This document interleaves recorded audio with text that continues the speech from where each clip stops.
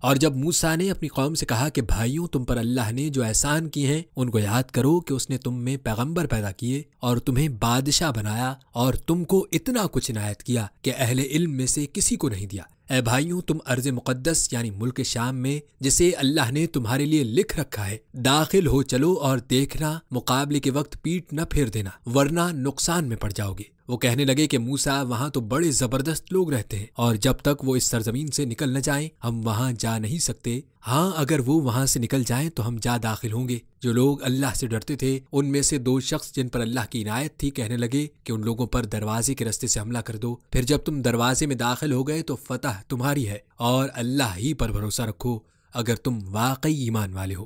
وہ بولے کہ موسیٰ، جب تک وہ لوگ وہاں ہیں ہم کبھی وہاں نہیں جانے کے، اگر لڑنا ہی ضرور ہے تو تم اور تمہارا رب دونوں جاؤ اور لڑو، ہم تو یہیں بیٹھے رہیں گے۔ موسیٰ نے اللہ سے التجا کی کہ پروردگار، میں اپنے اور اپنے بھائی کے سوا اور کسی پر اختیار نہیں رکھتا، سو تو ہم میں اور ان نافرمان لوگوں میں جدائی نہ کر دے۔ اللہ نے فرمایا کہ وہ ملک ان پر 40 برس تک کے لیے حرام کر دیا گیا کہ وہاں جانے نہ پائیں گے۔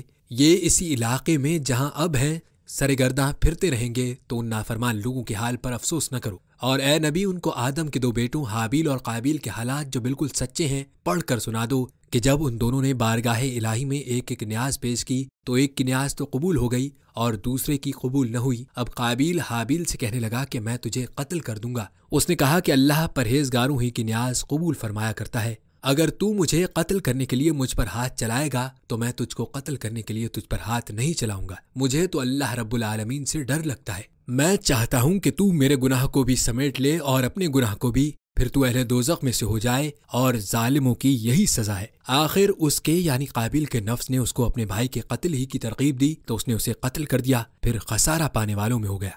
اب اللہ نے ایک کو بھیجا جو زمین کریدنے لگا تاکہ اسے دکھائے کہ اپنے بھائی کی لاش کو کیسے چھپائے۔ کہنے لگا، ہائے کمبختی، مجھ سے اتنا بھی نہ ہو سکا کہ اس کوے جیسا ہی ہوتا کہ اپنے بھائی کی لاش چھپا دیتا۔ پھر وہ پشیما گیا۔ اس قتل کی وجہ سے ہم نے بنی اسرائیل کے ذمے یہ بات لکھ دی کہ جو شخص کسی کو ناحق قتل کرے گا، یعنی بغیر اس کے کہ جان کا بدلہ لیا جائے یا ملک میں خرابی کرنے کی سزا دی جائے، تو اس نے گویا تمام انسانوں کو قتل کیا، اور جو ایک انسان کی جان بچا لے تو گویا اس نے سارے انسانوں کو زندگی دے دی۔ اور ان لوگوں کے پاس ہمارے پیغمبر روشن دلیل لا چکے، پھر اس کے بعد بھی ان میں بہت سے لوگ ملک میں زیادتیاں کرنے والے ہیں۔ جو لوگ اللہ اور اس کے رسول سے لڑائی کریں اور ملک میں فساد کرنے کو دوڑتے پھریں، ان کی یہی سزا ہے کہ بری طرح قتل کر دیے جائیں یا سولی پر چڑھا دیے جائیں، یا ان کے ایک طرف کے ہاتھ اور ایک طرف کے پاؤں کاٹ دیے جائیں یا ملک سے غائب کر دیے جائیں۔ یہ تو دنیا میں ان کی رسوائی ہے اور آخرت میں ان کے لیے بڑا بھاری عذاب تیار ہے۔ ہاں، جن لوگوں نے اس سے پیشتر کہ تمہارے قابو آ جائیں توبہ کر لی تو جان رکھو کہ اللہ بخشنے والا ہے،